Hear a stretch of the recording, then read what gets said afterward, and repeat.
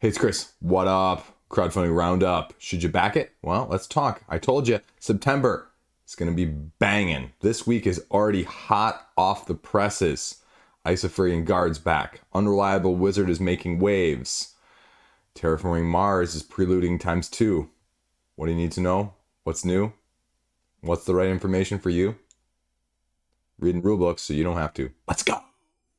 More Mars, more goodness, question mark? Well, Stronghold and Fricks games are going to show us why or why not you need more from Prelude 2. Now, how do you compare it to Prelude 1? We'll talk about that card-wise as well as price-wise here, but Terraforming Mars Prelude 2, it's offering you more of a good thing, supposedly, as well as a solo version, Automa version to go along with it. And on the surface value, from a crowdfunding standpoint, if you scroll down here, already at over $500,000 or about that, well beyond that by the time you're viewing this, it's, looking pretty good. They offer a bunch of add-ons down here, $29 for the expansion, a little bit more, $35 for the solo as well. Gets you all the stretch goals, which are going to be probably, like a dozen promos or so. So yeah, I mean, $29, $30 plus the $12 shipping, $41 right now for this.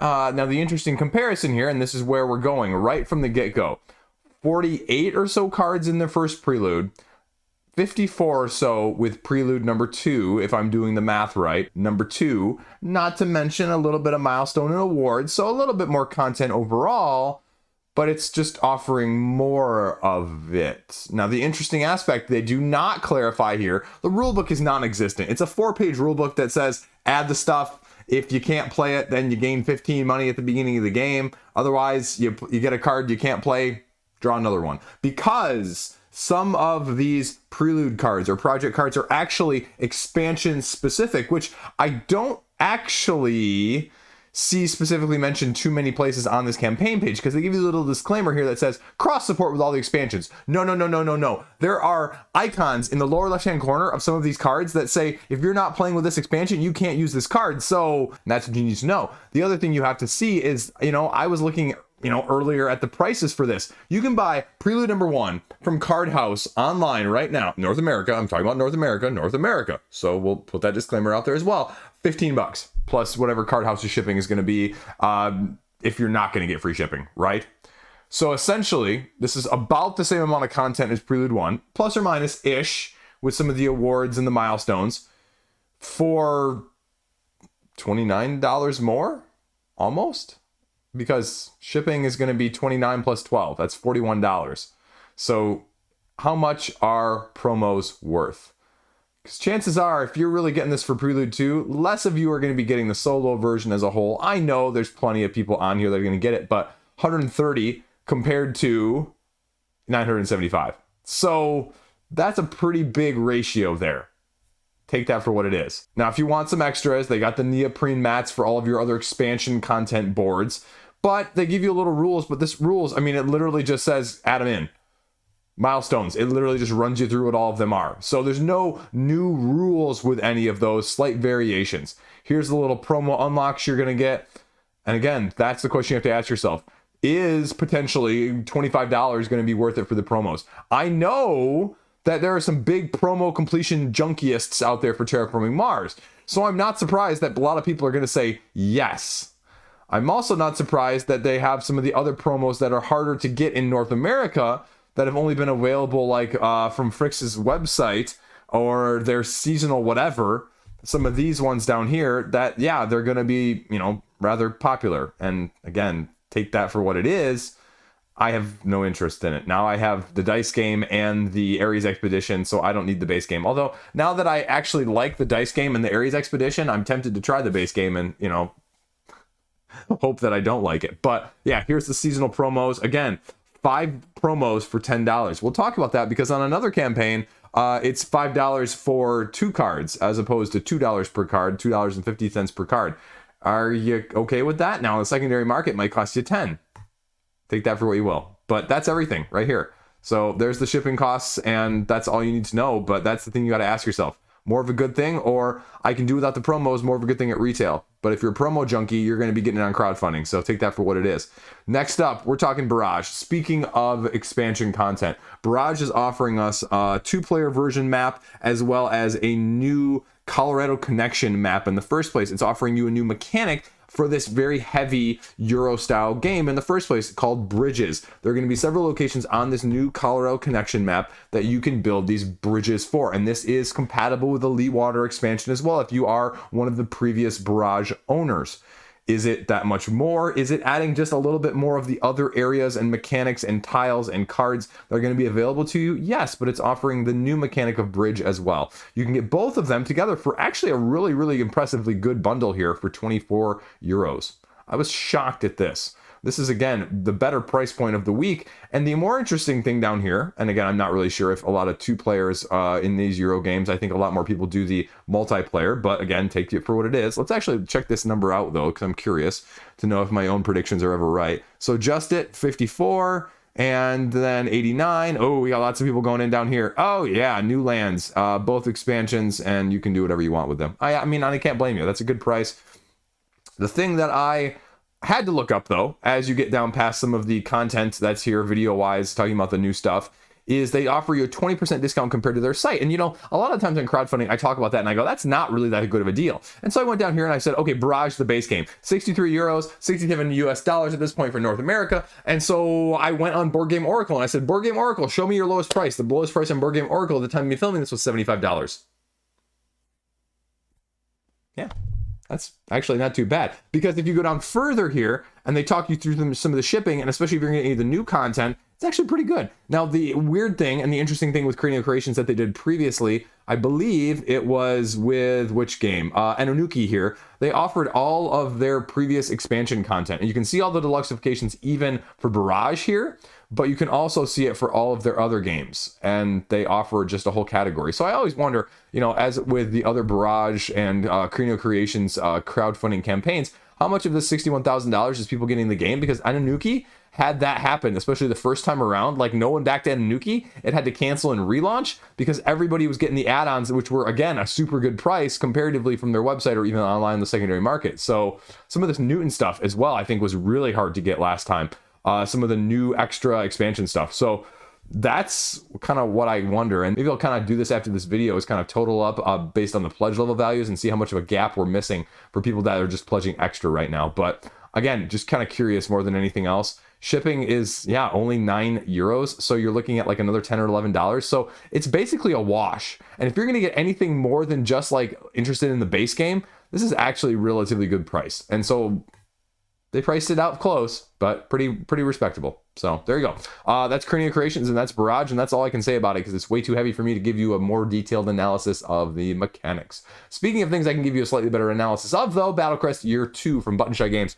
I own the first one. It's a really nice 1-to-4 player with a solo mode, additional expansion that they offer as the included stretch goals, because there are no stretch goals. And you're just getting more of a good thing. And this gives you a second map, which really is my main criticism of the first one, is that the map just wasn't as dynamic as I would have liked. So you're getting these new map tiles that are going to give you new spatial arrangements, because this game is a spatially driven card game where you're going to be moving your hero across the map in a grid-like scenario that you can only cross certain points, and you're going to have 6 total cards on each hero side. Some of that is going to be your equipment, some of that might be a drone or an ally, and some of that is just going to be your character in the first place. And you're going to be flipping your ability cards back and forth because they're going to have a horizontal and a vertical component to them, and when you use them or exhaust them, you flip them the other way, which gives you a different set of combination that's going to be available to you on a turn-by-turn basis, and you can manipulate that and get combos going back and forth, and first one to knock out your opponent wins. This one gives you an additional solo enemy as well as 2 additional characters in the base game and additional 2 or 3, I believe, in the expansion to go along with it. So I mean, I think it's like $23 for the whole game, the expansion, the solo expansion, and the additional content. So good price. If it's not for you, it's not for you, but I really like this game. So they've got some more information, more content. They've got enough variability and reviews here that you can check it out. The rulebook, again, with always the Button Shy Games, you know, sort of like Level 99, the big criticism that I have with them is sometimes they try and skimp or, you know, cut corners just a little too much, you know, to make it fit with the actual aesthetic and the size of the game, because I feel like there's a couple edge cases always that you're looking up or having to ask about online with these games. But, you know, if that's the worst case scenario that happens, yeah, So otherwise, Button Shy puts out probably quality product here, and no worries about delivering. And you know, I can't wait to maybe get some more of this in my collection. So there you go, Battlecrest Year 2. Now let's go over to Isofarian Guard here, second printing over on GameFound. $250,000 here. People saying it's a really good game, 1 to 2 players, scenario-driven narrative campaign with an app. Mainly 1 to 2 players, mainly 1 player only, if I'm being frank. But it's a 2-player game, which is kind of nice in a way as a story-driven game that you don't need to be controlling so many characters as other lot of games like Aeon Trespass Odyssey, Kingdom Death Monster, or, you know, Midara, or even Adventure Tactics, where you're having to carry, you know, at least 3 characters, if not 4 characters, in almost all of them from those aspects. And now the question is, you know, do you need this though as another lifestyle-driven game? Because a full game pledge is going to cost you over $200 shipped. And the audio narration, which again, I totally look as superfluous, is going to cost you another $20. But even getting all of the new stuff in addition here is going to cost you $240. So we're talking like chip theory gameplay level. And I feel kind of weird that they're offering a neoprene gameplay mat and a foreteller audio narration in with the gameplay bundle, because that's not really a gameplay bundle. Gameplay bundle is the gameplay. Like, I don't need other stuff as a non-gameplay. Like, that's part of the deluxifications here, like sleeves and promo foils and purple chip bag, right? Question mark, he said. So, you know, how do you play? Well, the big rule book here is you're going to be going through a scenario driven setup, and you're going to be taking your time exploring, gathering, fighting, everything in between. Essentially what you've got going on in this game is you've got a big map as well as particularly other few mini maps that you're going to be exploring. It sort of reminds me of a combination of Skyrim, if you will, as well as Return to Dark Tower. Return to Dark Tower being more of the narrative app-based situation game from that aspect, rather than the actual mechanisms as a whole, because you essentially have 2 phases in this. You have the exploration phase and you have the combat. And what you're going to be doing is you're going to be traveling through this map, and this map is going to have different color nodes that you're going to be potentially traveling to. Yellow, white, red, green, blue. Not particularly red, though. Reds are impassable, for example. Yellow and whites are going to be events or certain objects or locations that you can travel to. Things like blue are going to be your water. But you're going to be going to these places, drawing event cards, battling. And this is where the uniqueness is because the battling system is a little bit different. It reminds me a little bit more of Quacks of Quendelenburg, if you will, because you have a certain number of chips that are going to be in your bag based on the asymmetric customization of your guard in the first place. And with that asymmetric customization, you're going to have several abilities or stones that are going to be speaking to you that are going to allow you to do certain actions or abilities or buffs or upgrades or whatever they may be on your turn. And the number of action points that you have determines how many chips you draw of this bag. Then how many chips you draw of this bag determines what abilities you can activate, because you're going to have chip requirements, everything from your basic attacks to your special attacks. And that's what you're going to be having to deal with on a turn-by-turn basis. And it's a linked scenario system. So you've got 5 overarching large scenarios that are together forming the full campaign. Does that sound enough for you? It says literally in the rulebook, hundreds of hours plus, not even including all the side quests, the dozens and dozens of side quests you have the potential to go on. Is it gonna be a grindy Skyrim? I mean, that'd be my biggest concern, is how unique are some of these? Is it gonna be like a World of Warcraft side quest situation where, you know, you're doing the same side quest, you know, just with slightly different enemies and slightly different resources that you're gathering? That'd be my only concern. Otherwise, people seem to like it, but I think the niche for this is going to be niche within a niche. You've got your heavy solo gamers, because I look at this and I go, this is a solo game. I'm not probably going to play this much with 2 people. Yeah, I mean, I think this is a game where a lot of it is going to be heavily solo driven. And if that's your ilk, go for it, because it's going to be a lot easier to manage than a lot of the other games I mentioned earlier from a dungeon crawl or a narrative campaign standpoint. And that's okay. Or if you're more group play, I think this one is probably going to be a big miss, because, you know, 2 people is going to leave some people wanting, or it's not going to be right for your group size. The rulebook, although looking like 40 pages long, it's actually a really, really fast and easy read. It's just they've got diagrams of everything. I'm not as convinced that the gameplay content with some of these mechanics is as deep as people may like from a battling standpoint. But what it may lack from the complexity, I think it'll make up for in the smoothness, just with how easily I read the actual rulebook to how the actual campaign and the elements are going to, you know, play out in the game itself. So, yeah, plenty of video stuff. It was delivered probably like within the last 3 months or so. So a lot of people are getting around to it at this point, and I think it's probably going to be on a lot of people's hot lists for the end of the year. I don't know. This is a game I probably won't pick up on my own. Like, if someone brought it over, if someone sent me a copy or I traded for a copy, I think I'd be, very interested in learning how to play it and how it compared. But it's probably not one because of the lifestyle situations that I would be going out of my way to pick up. The other question, I look at this game on the direct head-to-head comparison, I already sort of alluded to it with the Skyrim comparison, is, how much of this overlap of player base is going to be doing Elder Scrolls from Chip Theory that just went this past year earlier and spent that much money on that. So you're looking at another, $200 to $300 on this one for a very similar overlap of gameplay content that's going to hit the table or fight for the same table space and time in the first place. That'd be my biggest concern, and that'd be why I'd, maybe T for timeout if you're looking at that, or you already backed the other one. Is this one going to be drastically that enough different? And is it going to be a situation of I prefer one over the other as well down the line, and you're going to have to try and recoup costs? Again, not that you're going to necessarily lose money, but do you want to spend the time and the effort not to lose money as well? So take that for what you will. Isofarian Guard. Now, let's go over here. World of Midgard. 2 new Viking adventures from Grey Fox Games. Clans as well as Reavers. One is sort of a draft rolling right here with clans, and Reavers is a card game where you're looting and getting treasure.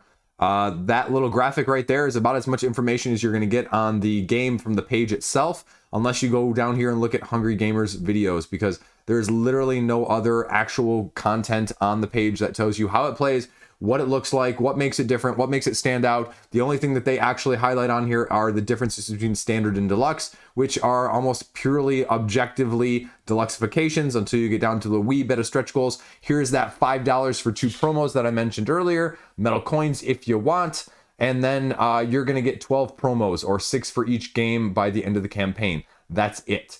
So 6 promos plus a little bit of deluxeifications is your incentive to back it on crowdfunding at this point. But either of these games, $29, $36, it's going to run you upwards of probably around $40 to $50 for each of them individually. And then both of them is going to cost you, well, almost $70. So is that worth it from that standpoint? No rule book, not a whole lot of gameplay content, just 2 previews. Until you show me more, easy pass. And this is one of those other campaigns that we've also seen recently that's happening across the board. $5 buy-in for the pledge manager in the first place. They say it's justified because it helps them figure out the actual order content. Don't buy that for a second. I understand why you do it, but next up, Dark Domains. Now, this is another interesting take on things. I give them a lot of kudos. I would be very frustrated as a backer if I had the first game originally right now, but I give them a lot of credit here at the top, and that's maybe why we're seeing them fund already at $14,000 out of a $10,000 funding goal, is because they say competitive worker placement, dark evil, necromancer, expanding over the land, and then as soon as the heroes realize it, you have to fight off the heroes and adventurers that are trying to stop you, and they're going to try and take your workers and buildings and stuff out in the meantime. So it's a very take that meanish game. So the issue that they ran into was, they say that they ran into a big error in the rules from the first edition. And then once they said they're going to make that, well, they wanted to do a whole bunch of other stuff. A tracker board, reduction in the number of spells, and increasing the variance potentially, expanding the strategies and the interaction then. Okay, that's fine. But we also learned that people didn't like the take that, because adventurers were taking out people's buildings left and right, and somewhat not selectively, apparently as much as they would like. And so new players were very turned off by that. So doesn't make the first edition obsolete, but it's going to cost you about $30 just to get the upgrade, which is twice the price almost of the expansion that they're offering here.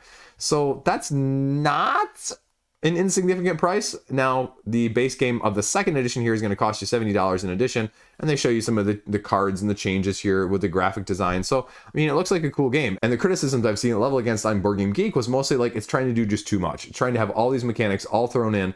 And so the only thing I wonder about is, with this expansion, is it going to be, more of that? You can see that it's got more of the individual components previously. So I guess so.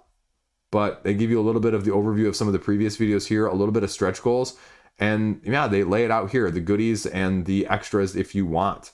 So awesome, I guess. But yeah, I mean, even if you get the conversion kit, it's going to cost you $35 because the shipping is going to be that. It's going to be not insignificant. So you're paying almost a half the price of the new edition just to upgrade it from one edition to the other. So that's not insignificant. The expansion is also going to cost you $10 to $12 just to get it shipped for a $19 game. 50% of the cost of the game in shipping. I can see a lot of people passing on it for those reasons as well. So it'd be interesting to see what the final funding of this one looks like as a dark worker placement. Take that building buildings style of game. But there you go, Dark Domains. Next up, Tantrum House. Season 10, Board Game Media, putting out some crowdfunding as well. Got $10,000. You're getting either promo packs or actually custom designed roll-in rights just for this campaign. So take that for what you will. And the one thing I like about this, unlike a lot of the other crowdfunding media campaign pages, is they actually let you do a pick one or pick four. So yeah, all $99 worth of all the new promos, probably not worth it, but I like the fact that you can pick out some of these. I wish the other media ones would do this.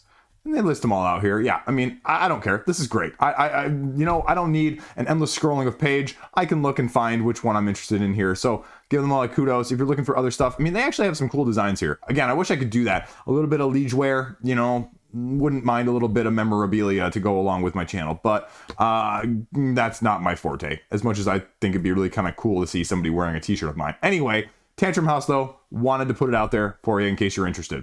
What else we got going on? Next, we got Railways of the Lost Atlas. Now, this is going to be brief because this is basically a combination of your 18xx economic Euro style games, although they're saying they're going with a small micro game size print, but it's going to be modular and allowing you to customize not only the board, the map, but also necessarily some of the mechanics that you're going to be utilizing in this 2 to 5 player, anywhere from 1 to 5 hour version of an 18xx train style economic game. Yeah, right? Way outside my depth, but you can kind of see here how you're going to be setting things up and the modularity that I just mentioned. So if you want this sort of thing, they say it really fits in with all of the other 18xx combinations and you should maybe have one in your collection. I have no idea. I have no idea what this... I mean, the graphic design is a little bit better than the normal 18xx, though. Ooh, he went there, $70. So it's going to be about the normal price of an 18xx, though. I'm going to leave it there, though. I'm going to leave it there. Because otherwise I'm going to be talking out my, other side of my mouth that doesn't know what it's doing. So there you go. Take that for what it is. Now we have Mycelia. This is the strategic mushroom game where really you're digging underground roots with your main mushroom, taking one of 6 actions on your turn, 2 actions a turn that are going to be able to outmaneuver area control style your opponents. And what you're going to be doing here is you're going to be gradually moving your mushroom across, spreading spores, taking control of areas, having spores in certain areas so you can grow mushrooms, but also the mushrooms themselves will actually decay. So when you lose them, they're going to actually give you beneficial actions that will behoove you later on. First one to do mushrooms in all 5 areas that have decayed essentially is the winner of the game. And including in those actions, the modular based triangular grid system here that you can see as the board map setup, because one of the actions you're gonna be taking is laying down one of those resource tiles, because it depends on what the color is in the first place. You can see the 5 different mushroom markers in front of you. And so you're gonna be slotting cards actually underneath them. And when they decay, you get the symbols that are then exposed. You can interact though, and this is going to be a heavier take that style of game because you can stop other people's mushrooms, you can stop other people's spores, and you can just kind of get in their way in general. 69 or so different asymmetric mushroom cards that are going to be available in your deck. Now they say there's going to be an Australian expansion included for, fungi from Australia. So it definitely gives you the wingspan from another mother vibe going on here from the nature theme as well. And again, for something that just launched, it's doing really well. Now, the one thing I'll say, and apparently people have a lot more bling and cash to burn than I do. So the top pledge level down here is the opulent pledge level. And in case you're not doing the currency exchange in your head there, that's like $760 US for this high wooden level version of it. So yeah, I mean, it's a little bit thinky. I won't lie. This looks like a little bit heavier version of Power Plants, which we saw last year as well. It just has a little bit more going on because you have 6 different actions. You don't have just the main or the minor, but you're going to be having to choose 2 of those 6 on a turn-by-turn basis. And as a 1 to 5 player count, that's going to give a lot of dynamic board changing going on from a turn-to-turn basis between when you get one and when you're going to have another. The board is going to have a dynamic shift in the game state between now and then. Here you go. This is everything that I just covered. A little bit of deluxifications are the stretch goals. The why get it now here is this right here on the Kickstarter exclusives. And they give you enough information, including the rulebook, including an overview of what the 6 are here as well. The rulebook's only 9 pages. They've got plenty of preview content if that's your ilk instead. And the main deluxe pledge is going to cost you, what, about $70 right now. So that's a little expensive, but it's a deluxeified Euro-esque game with area control. So not unexpected either. If you really want super deluxe art edition, yeah, you can go higher. And then there's the one we just talked about. So looks like a really solid game. I'm just not sure if I would want it deluxeified. That'd be my only question. Just as not a big, area control style person in general. Not that that's exactly what this is. There's a lot more going on than this. That's very, very simplified down. But it reminds me something of more like a Hansa, if you will. Hansa Teutonica, where you've got just a main few couple actions, but how you utilize them in the board state is really going to make the difference. So there you go, Mycelia. Not surprised it's doing as well as it is based off of what's on the page. Check it out. Next up, Rogue Angels, campaign style narrative, sci-fi, Mass Effect is kind of what they're going for thematically. Game. And so there's a lot of stuff on here, folks. Lots and lots of quotes, lots and lots of videos. There's a 48-page rulebook that's going to go along with this, and they have miniatures, they have standees. You're going to have choices. You're going to have exploration through the scenarios as you're going in a narrative campaign legacy style game, as you upgrade your characters, as they level up, and as you uncover some of their backstory and the things that go along with that. 1,000 pages right there of branching story. Yeah, this is a relaunch. It failed the first time around, and it's almost a 200% second time around. So it just shows that if you put in the effort, a lot of the times with these campaigns, people will support you. And Emil has done a lot of background and a lot of, I don't want to say lore building, but a lot of community building in addition to all the work that's gone into it, just to give this game a little bit more support from the get-go. So I'm glad to see it fund again. But I think you're going to have to watch a little bit of video. I think you have to check out the rulebook and see how detailed. There's a lot of mechanics. There's a lot of minutia. There's a lot of tokens and those sorts of things with these style of games that you may or may not like. Yeah, they're hitting a bunch of stretch goals. Yeah, there's only one pledge level. I like that. It's going to be $110 though, before shipping. Do you need another one? It's a heavy, heavy lifestyle game. It reminds me of the other spacefaring game that I'm completely blanking on, that I previewed on the channel last year as well, where there's a lot going on. And if you're looking for something like this, we haven't seen as much space sci-fi theme in this sense, more dungeon crawl fantasy-esque most of the time, but check it out if you're interested. So, you know what? Go read the rulebook. You can play the first, I kid you not, it says 43 missions on Tabletop Simulator. So if you really want to dig in deep before the end of the campaign in over 3 weeks, check it out. Now, Caveman Rumble, 60 backers just funded.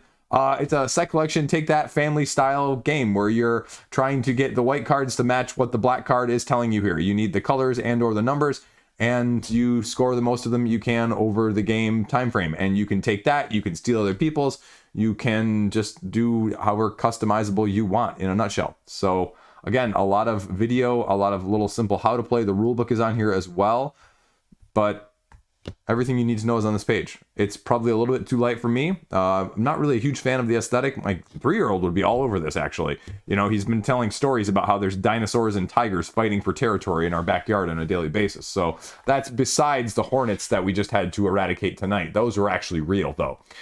A little bit of swag, a little bit of gameplay content here for, what, $20? And $50 for stretch goals. Ooh, you don't even get the stretch goals and the $20 pledge. That's a big jump. Oh no, $35. Okay, $35 with the stretch goals, magnetic box. Okay, more reasonable. Can see where it's going. 60 backers though at this point. You have a lot of people pledging for a lot more stuff. So we'll see where it goes. That's looking like it needs a few more people to get a good print run though. So Caveman Rumble. Next up, Vigilante Hidden Motives with the Vigilante reprint. This is an expansion to the already existing game, and it's kind of struggling here. It's kind of falling between the cracks. Like I barely found it on crowdfunding Kickstarter page in the first place. And so what you're doing here is you're getting an expansion. You're getting more content. You're getting a few more mechanics in this semi-cooperative, hero-based, take out your villains, pandemic-esque style, hidden deduction identity wearing game. Has several different modes, including now this time around you're going to get a 2-player mode. Layers, free will, flushed out, a little bit of everything else more in terms of the stuff that was there the first time. And you're going through these scenarios, completing your mission depending on which side of things you're on, and slowly resolving events on a turn-by-turn basis until the end of the game. I don't think it's priced poorly when you scroll down here. I mean, $22 for an expansion, $50 for the base game, including the promo pack originally. I mean, that seems relatively solid. There's enough video content and there's enough other information because, again, this is one that's really surprising me why it's not really getting the wide support. It's got a 7.9, but 34 ratings. That's kind of the conundrum there. I mean, it only had 215 people the first time around, but I think even Dice Tower had a review of it. Not just the preview quote here, but I think they actually did a review of it and were relatively pleased by it. So again, this is one of those I go, why isn't this getting support? Is it falling through the cracks? I told you that September was going to be nasty crazy. And unfortunately, probably some of these are going to fall with a little bit less funding overall because of that. So it's doing something unique. It's got a little bit more difficult player count from 3 to 5 players, but it's got a pandemic-esque style, do your 4 actions, take your turn by turn basis, do your events, and have a semi-co-op. And that's the only thing otherwise I can think of is the semi-cooperative nature may not be of people's main interests in games like this, sort of like Marvel Legendary, right? Where a lot of people play without that. But it gives you several different modes so you can kind of tweak that at your will. Because, you know, essentially what you're doing on this is one versus all a little bit with a card-driven mechanic there. One person being the main mode hero, one person being the main mode evil villain, and then the other people trying to thwart their, you know, accomplishments in the first place, but not quite knowing who is who as well. You can either be good or even neutral, and you're all going to have different asymmetric win conditions that are going to play into this dynamic. And that's where some of these new things like layers and free will and flushed out, if you will, for the scenario-driven session, for the scenario-driven side of things, is going to change things up dynamically speaking. So again, why does it only have $1,500? I have no idea, but Vigilante, hidden modes, check it out. Okay, so next up we have Ivion Season 3, and we're getting about like 9 or so-ish characters here. And this is a 1 versus 1, mainly deck dueling 3D in a sense that you have characters, miniatures, that you're gonna be moving around a grid-based system with a little bit more direct combat, take that combo-driven card play, but you're getting a little bit of everything because potentially you can buy 1 or even all 3 of the boxes. Now, the issue that is sort of being rumbling in the comment section is that people from Season 2 don't yet have their crowdfunding rewards yet. So I think there's a little bit of unhappiness from that standpoint, the fact that this is launching before the second one has been actually delivered.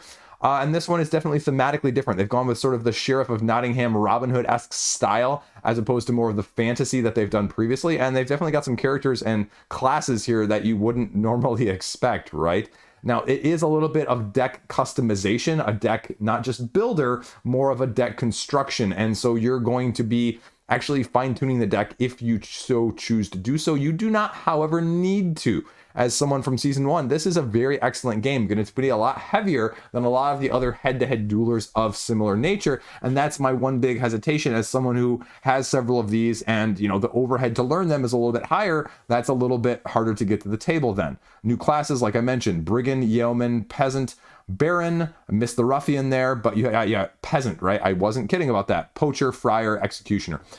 New traits here, the new mechanics, Poison, Traps, and Luck. The Luck token is the thing you can buy as an add-on extra by the time you're viewing this, as well as a new free-for-all mode.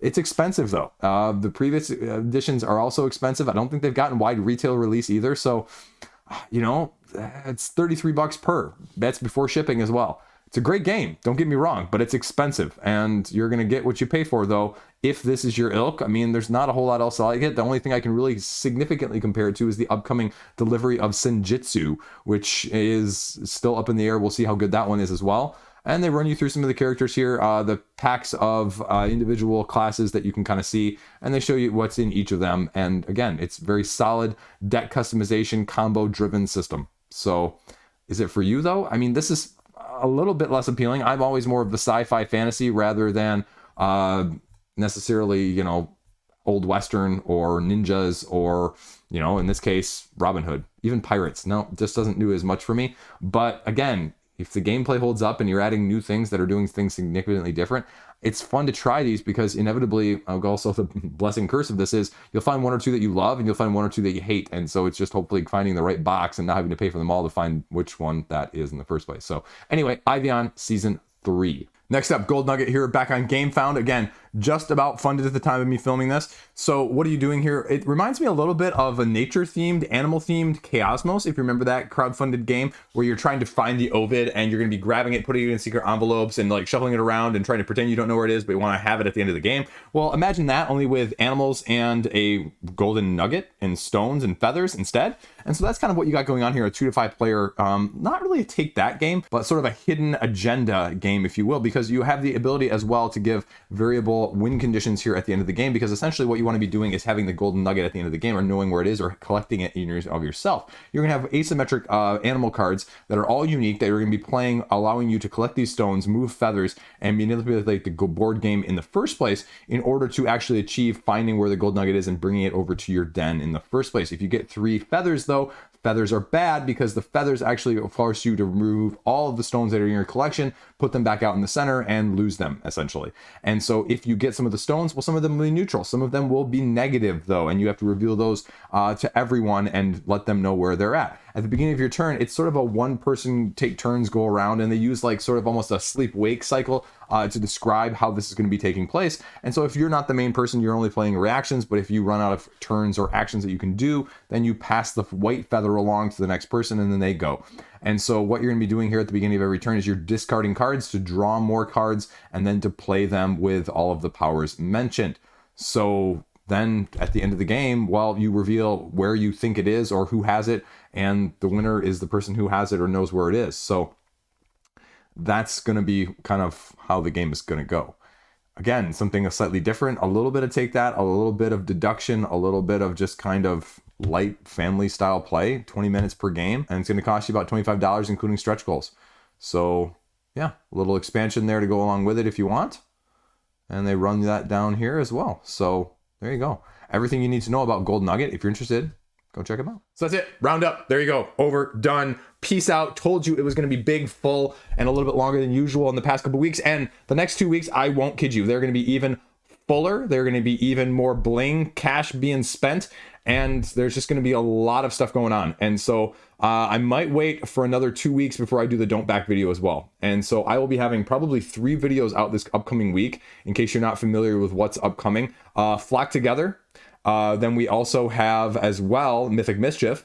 And then I also have behind me, sitting there, Vagrant Song, as well as Defenders of the Wild, which are both coming towards the end of the month in addition. Oh, not to mention the fact that Founders as well, from the makers of Ice, and Beast Shattered Isles. I also have those 2. So, I mean, this is just an absolutely massive week. Of the upcoming week is going to be Mythic Mischief and Flock Together. So, Mythic Mischief, I'm going to be releasing that video on the day of the campaign on the 12th. If I can get Flock together, hopefully either Sunday or Monday, just depending on the day as well. So again, very different games overall, very interesting twists, very different, interesting styles of things. And so we'll see where they go. But I mean, this is even the week calm before the storm. Final Girl Season 3, I don't know if that has a date yet either. We got a couple games like Creature Caravan, which are flying under the radar, Transmissions reprint, Beast Shattered Isle, Vagrant Song, Dragon Eclipse is now going the same day, as well as Canopy, the expansion for that. Hoplomachus is going as well over on GameFound with their huge wild box. Folks, I wasn't kidding. This is going to be a crazy month. Crazy month. And I'm here for all your coverage. If you made it this far and you somehow liked this and you're not subscribed, that'd be awesome. Otherwise, have a great freaking weekend. It's going to be a long weekend, folks. It's going to be a long weekend. We're doing soccer tournament with a 7-year-old. 2 hours away. 4 games over 2 days. It's going to be a long 30 plus hours. It'll be fine. It'll be fine. We'll see, though. Not super high on their chances of winning a bunch of games, though. It'll be fine. Stay classy. See ya.